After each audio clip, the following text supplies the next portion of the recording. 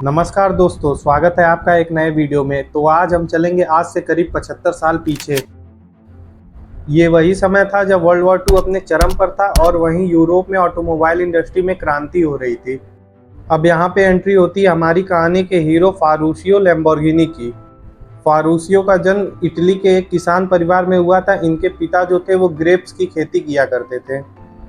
World war 2 के समय Italy की आधी पॉपुलेशन अलग अलग कंट्रीज में पलायन करती है।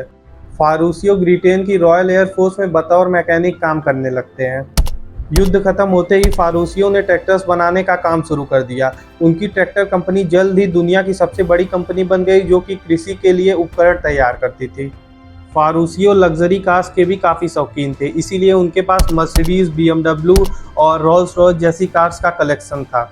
अपने कलेक्शन को बढ़ाने के लिए फारूसियो पहुंच जाते हैं फरारी के शोरूम में और एक कार अपने घर लेकर आते हैं।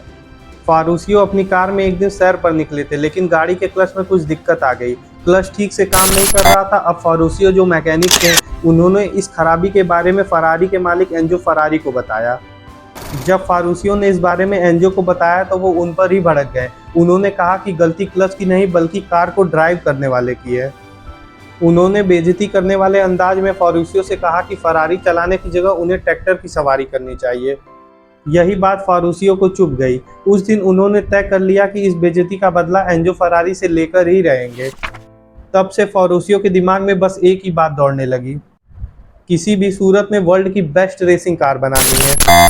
फारूसियो ने नई लग्जरी स्पोर्ट्स कार बनाने का काम शुरू कर दिया।